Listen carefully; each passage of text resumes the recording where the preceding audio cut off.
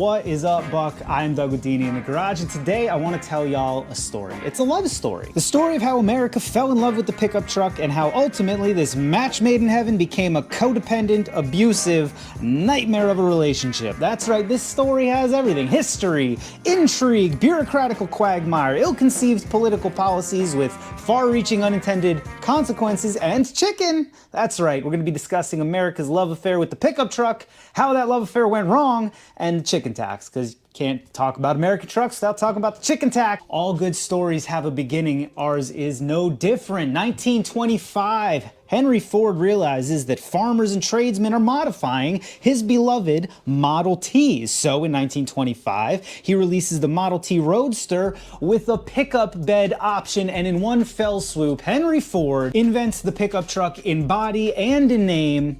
Ford did it first, no debate there. 1935, a company called Marmon Harrington begins outfitting these Ford trucks with 4x4 systems, and you now have the recipe for the go anywhere, do anything, unstoppable American pickup truck. World War II then comes and goes, and as wars tend to do, it jettisoned truck technology forward to the point where in 1946 we get the first production four-wheel drive pickup truck in the Dodge Power Wagon. My goodness, that must have been a beautiful thing to see. Additionally, after World War II, we get our first imports on the American truck scene. Tiny, goofy-looking Japanese pickup truck type things with little bitty motorcycle motors, and then VW, just the absolute powerhouse that is the microbus, the version 2. And that's where the real problem is, because tradesmen are taking these VWs as their commercial vehicles, and it's taking sales away from the Chevy Courier pickups and the Ford Econolines of the time. I got a little tip for you if you don't live in the United States. There are two lines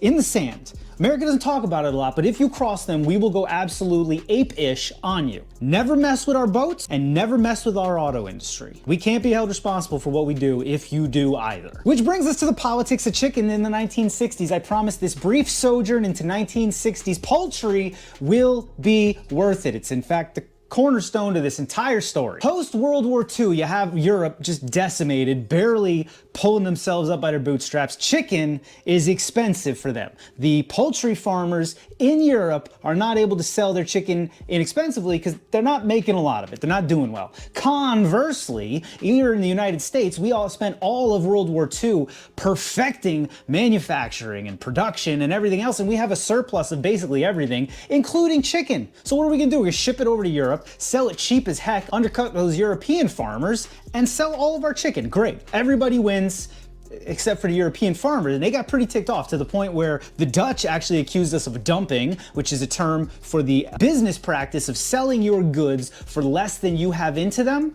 with the purpose of putting your competitors out of business. Additionally, France outlawed our chicken because of the amount of hormones we had in it, and West Germany outlawed our chicken because I guess we were using arsenic to fatten the chickens up. This led to the affected countries signing the Common Agricultural Policy, which essentially sets standards for imported chicken and minimum prices, which knocks our edge in the market off, and we lose a huge market share overnight. Americans are pissed. We now call this period in history the Chicken War. That's right, in the middle of the Cold War, right after a World War, we're waging a chicken war with Europe. And I know some of you are saying it wasn't a chicken war, you're being ridiculous, but think about some of the special interest issues that take hold of the country for a couple days or months or weeks, and then we just all forget about it or something. And in history, we're gonna look back in 20 years and be like, what was everybody going on about? I think that's what was going on with the chicken, but people were pissed. Congressmen were threatening to withdraw from NATO if we did not get the chicken imbalance figured out. Went on for 18 months until LBJ finally said, you know what, I'm gonna have to enact a tariff on European countries to make up for the imbalance, the loss of revenue in chickens. So LBJ's getting ready to put a tariff on potato starch, on dextrin, which is essentially a starch byproduct, and on brandy, all right, to try to make up for some of the revenue that we're losing in this dang old chicken war. Simultaneously, he's also preparing for the 1964 election, for which he is up for re-election. He is the incumbent. When you're the incumbent, you need everything going perfectly as you enter your election year. And LBJ couldn't say that everything was going perfect because the UAW, the United Auto Workers, were threatening to strike right before the election, which is like the worst thing for an incumbent. So he had an idea.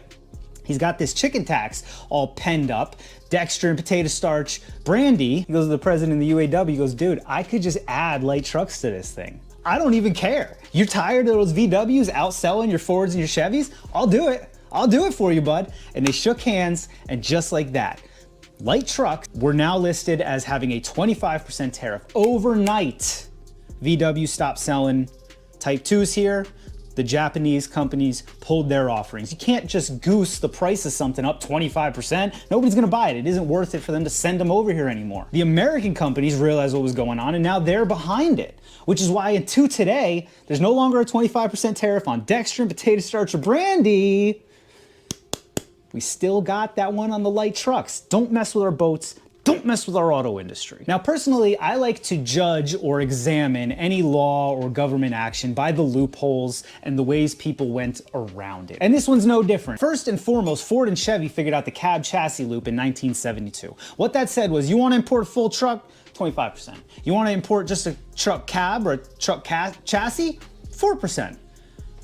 He went, 4 is much less than 25. And there's plenty of room for us to pay some idiot to put those two together once they get in the United States. So that's exactly what they did with Japanese trucks. Ford and Chevy went over to Isuzu and Mazda, and they licensed the trucks that they were previously selling in the United States. They shipped them to themselves as a cab and chassis, put them together, and you got the Chevy Love off the Isuzu and the Ford Courier off of the Mazda. This went on until 1980 when Jimmy Carter closed that loophole right before he left office. Another good one from Ford. This is more modern. This is happening today. They build their transit vans in Turkey. They got a couple different variations. They got passenger vans, cargo vans, whatever you want. So what they need here in the United States are cargo vans. Just a panel van, 2 doors, cargo space, but 25% tariff, right?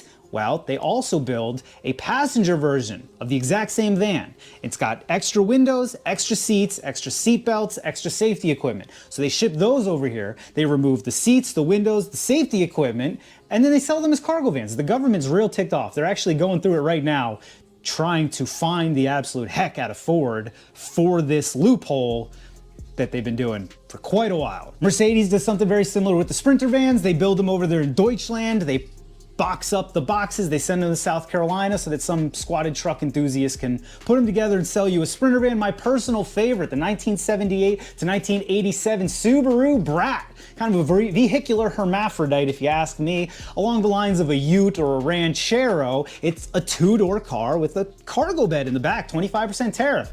No, said Subaru, so they carpeted a part of the cargo area. They put 2 plastic bucket seats facing the back with some grab handles and some seat belts, and there you go, bud. It's a 4-seater. No problem. I still can't believe that one worked. Ford's getting ish for the window thing, but Subaru was allowed to sell the Brat with some lawn chairs strapped in the bed? That's 10 out of 10 if you ask me. Now those are just a few ways that companies have been able to go around this law, but the majority of small trucks that are not produced by the big 3 never made it here.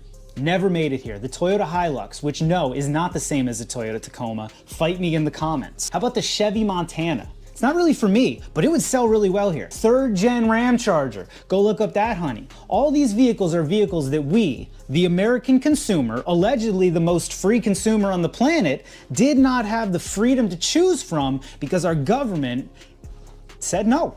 They just said no. We stopped taxing the brandy, the dextrin, and the potato starch, but you still can't get a Hilux. Okay, I hear you saying, so what? I don't need a Hilux. Why can't the American brands build something small? Why did the Ranger get so darn big? Whatever happened to the C10?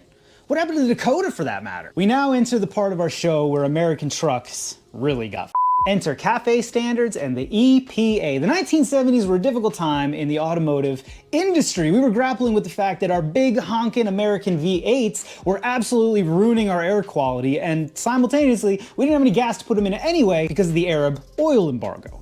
So in 1975, Congress passes CAFE, Corporate Average Fuel Economy Standards. Small vehicles can have a small amount of emissions, medium-sized vehicles can only have a medium size of emissions, and large vehicles can have a large amount of emissions. There is a complicated equation they use to determine this, but essentially what it's based on is the footprint of the vehicle, the wheelbase and the track. It doesn't really take into account the silhouette. Now where the rubber meets the road on all this is with small trucks. Take like a 1st gen Tacoma.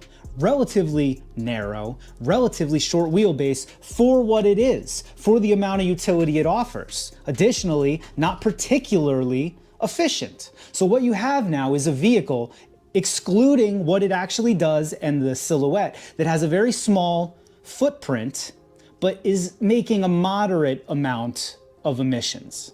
So based on CAFE standards, that truck has to change or the automaker would get a fine for it. Now, the upshot is we try to make a moderate sized pickup truck that gets a moderate amount of emissions, but you can't really do that either. It just doesn't work. The way they're sized and what they need to be able to do, the only way that you can fit in this box is to make a large vehicle making a large amount of emissions, a large truck making a large amount of emissions. The person who was gonna buy the small pickup truck making the moderate amount of emissions couldn't, and now they have to buy a heavy polluter instead. That is the upshot of CAFE standards. The EPA is doing the exact same thing. It's saying, hey, a car that size can only put out X carbon. And they say, well, I can't make a car that size put out X carbon, but we can bump everything up, we can make it wider, and we can make it longer. And that's how American trucks got so big. And that's where all the small trucks went. Automakers are literally de-incentivized financially to making them. It doesn't matter if you would buy them, they're gonna get their butts kicked if they try to make it. CAFE standards and the EPA have them absolutely in a headlock. And the only thing they can do is keep making vehicles bigger and bigger and just giving them smaller and smaller engines. This is why both Dodge and Ford have done away with the V8s in their 1500 150s, because they just can't. They can't make it make sense anymore. Chevy's right around the corner, I promise. I'll give you a little real world example here. When I grew up in a family of four, it was me, my mom, my dad, and my sister. In 1995, our family mover, our car, was a Ford Taurus wagon. That's what a family of four drove. My family of four, me, my wife, and my two girls, you know what we drive? A Dodge Durango, because there is no Ford Taurus wagon. Our car before this was a Compass. We tried having a small vehicle. It was too small. It was ridiculous.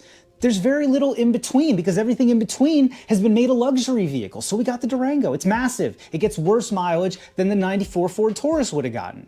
This is where CAFE standards and the current EPA direction has taken us.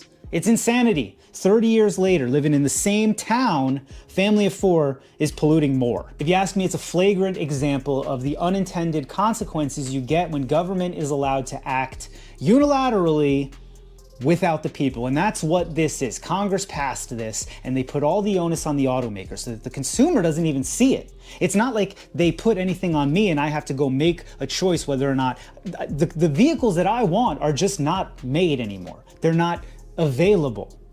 You have to buy the Durango or the EV. And friends, that's where we are with it.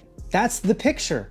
Nothing's changing. Nobody's talking about making it better. Every year just gets a little wilder. The trucks get bigger, the motors get smaller, and we get further and further away from what most of us at least claim to really want. So where is the future of trucks? Well, when shown a picture of the Hyundai Santa Cruz, Jerry Wayne Longmire exclaimed, "I don't know what it is.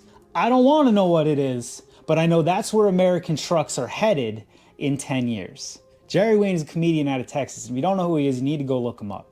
He's a funny dude and he knows trucks. And he's right. In hindsight, the giant truck diesel trend doesn't really seem so organic when you realize this is literally what the OEMs needed to happen. What's been happening, the way we got away from small cars and went to giant trucks in America in the last 15 years, that's what the OEMs needed. So did we really do that, or was that pushed on us? Was that decided for us? I don't know, but it's coincidental that literally it was exactly in line with what the OEMs absolutely had to have happen. Given that you can get brandy, dextrin, and potato starch for less than a 25% tariff nowadays, do you think it's time to lighten up on small imported trucks? Americans aren't gonna make them. We're locked into whatever the heck we're doing, but they can send the Hilux over this way. Do you think it's time? Personally, I think that if the environment really was top of mind, we would have done this a long time ago. Somebody would have seen the problem, said, you know what, that didn't work out, and we would have acted just like we did in 1975. We proved we can make a change when we want to. Now, I don't really see a world where we get a bunch of ICE small trucks ever again, but we could get a bunch of EV trucks because EV small trucks will not be damned by their footprint